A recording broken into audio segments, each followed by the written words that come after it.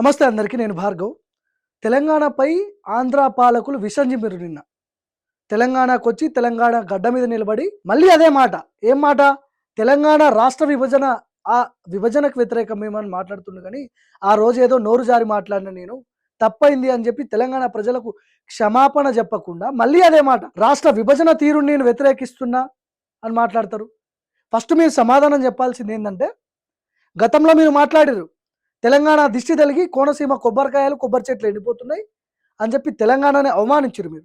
తెలంగాణ గడ్డ మీద నిలబడి ప్రెస్ మీట్ పెట్టి తెలంగాణ అస్తిత్వాన్ని దెబ్బతినే విధంగా మీరు మాట్లాడిర్రు ఈరోజు. జీహెచ్ఎంసీ ఎన్నికల్లో పోటీ చేస్తారా మీరు?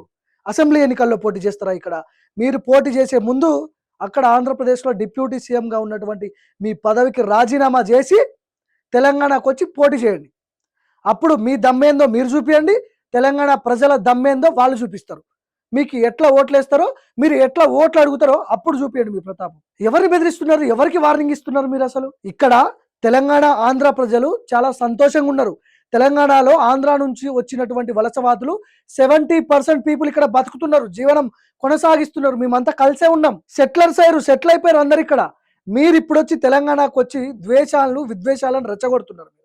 తెలంగాణ, ఆంధ్ర ప్రాంత ఆ విభేదాలను తీసుకొచ్చి మళ్ళీ మరో తెలంగాణ ఉద్యమం చేయడానికి మీరు ప్రేరేపిస్తున్నారు. తెలంగాణ గురించి తెలుసుకోండి. మీకు తెలుసు ఆల్రెడీ తెలంగాణ రక్తం ఎట్లా మరుగుతుందో మీకు తెలుసు. ఎంతో మంది ట్రైన్లకు ఎదురుపోయి చనిపోయిన వాళ్ళు ఉన్నారు. ఆర్ట్స్ కాలేజ్ పక్కన చెట్లను అడిగితే తెలుస్తుంది. వాళ్ళ ఆత్మ ఘోషిస్తుంది ఈరోజు మీరు మాట్లాడిన మాటలకి. ఎంతో మంది ఆ చెట్లకు ఉరేసుకొని చచ్చిపోయి ఈరోజు వాళ్ళు ఆ ఆత్మలన్నీ కలిసి మిమ్మల్ని పట్టి పీడించాలని చెప్పి తెలంగాణ ప్రజలు కోరుకుంటున్నారు.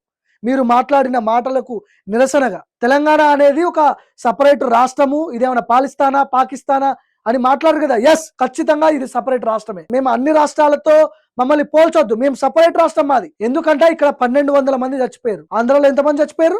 మీ పాలకులు ఏమైనా సూసైడ్ చేసుకొని చచ్చిపోయారా? పెట్రోల్ ఎవరైనా పోసుకుర్రా? ఏ కాడికి తెలంగాణను వ్యతిరేకించడం తప్ప మీరు చేస్తున్నదేంది? గద్దర్కి బండికి కొనిచ్చిన అని మాట్లాడుతున్నారు మీరు. మీకు తెలంగాణలో అంతో ఇంతో అభిమానం ఉండేది. ఇప్పుడు ఇంతకు ముందు మీరు మాట్లాడ ముందు ఎంతో అంత అభిమానం ఉండేది మీ ముందు.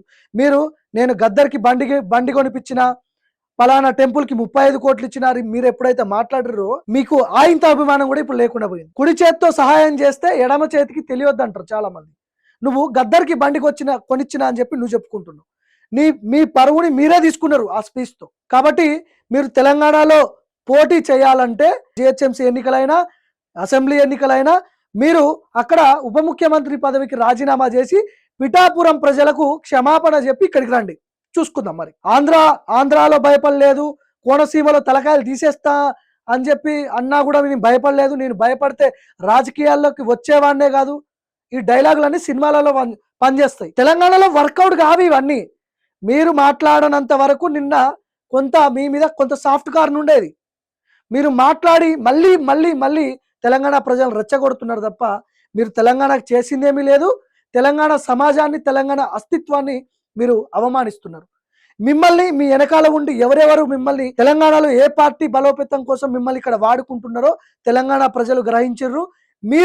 మీరుగా మాట్లాడలేదు. మీ వెనక ఎవరుండి తెలంగాణలో ఆ పార్టీ ఇక్కడ పాగా వేయడానికి ప్రయత్నాలు చేస్తుందో వాళ్ళకి చెప్పండి. మీరు అన్ని రాష్ట్రాల్లో నడుస్తుంది, తెలంగాణలో నడవదు. తెలంగాణలో చైతన్యవంతులు ఉన్నారు, ఉద్యమకారులు ఉన్నారు. వాళ్ళు చావైనా చేస్తారులే కానీ తెలంగాణ అస్తిత్వం కోసం మాత్రమే పోరాడతారు. వాళ్ళు అమ్ముకోరు అని చెప్పి మీరు చెప్పండి.